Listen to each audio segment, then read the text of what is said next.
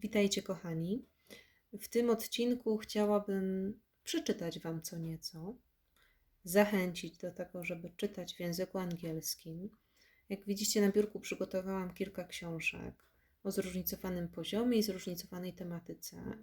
Mogą to być jakieś kryminały, mogą to być bajki. Możecie znaleźć wiele filmików, wiele słuchowisk, wiele e-booków, w których to ktoś czyta jakiś fragment powieści, książki, opowiadania. Fajnie byłoby, gdybyście śledzili też tekst. Przy okazji nabywacie takiej fajnej umiejętności, nie tylko znajomości słówek, ale też znajomości wypowiadania poszczególnego słowa w języku angielskim.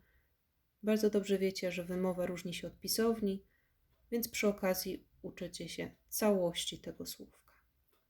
Jeżeli jakieś słówko jest niezrozumiałe, a bardzo Was ciekawi, możecie też sprawdzić jego znaczenie. Nie namawiam do sprawdzenia każdego pojedynczego słówka, jeżeli nie zakłóca Wam zrozumienia tekstu.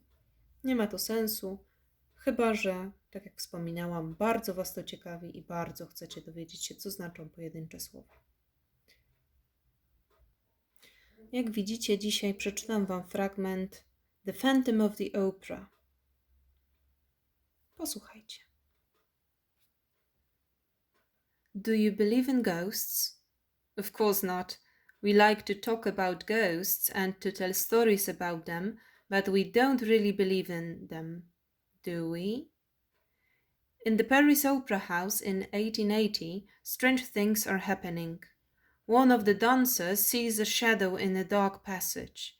It comes through a wall in front of her, and its face has no eyes.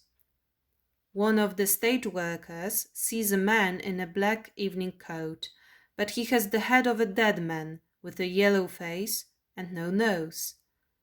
People hear a voice in another room, but the room is empty. It is the Phantom of the Opera.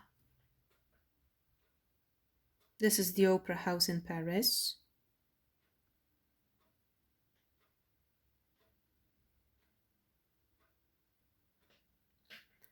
The dancers. Quick, quick, close the door, it's him! Annie sorrily ran into the dressing room, her face white. One of the girls ran and closed the door, and then they all turned to Annie Sorelli. Who? Where? What's the matter? They cried. It's the ghost, Annie said. In the passage. I saw him. He came through the wall in front of me and I saw his face. Most of the girls were afraid, but one of them, a tall girl with black hair, laughed. Poor, she said. Everybody says they see the opera ghost, but there isn't really a ghost. You saw a shadow on the wall. But she did not open the door or look into the passage. Lots of people see him, a second girl said. Joseph Buquet saw him 2 days ago. Don't you remember? Then all the girls began to talk at once. Joseph says the ghost is tall and he wears a black evening coat. He has the head of a dead man with a yellow face and no nose. And no eyes, only black holes. Then little Meg Geary spoke for the first time. Don't talk about him. He doesn't like it. My mother told me. Your mother? The girl with black hair said. What does your mother know about the ghost?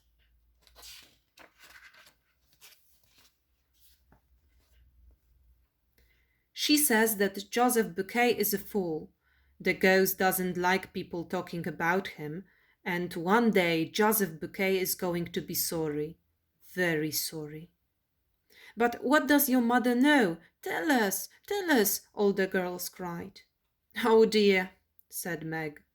But please don't say a word to anyone. You know my mother is the doorkeeper for some of the boxes in the opera house. Well, box 5 is the ghost's box.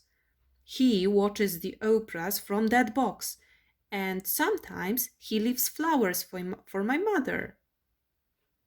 The ghost has a box and leaves flowers in it?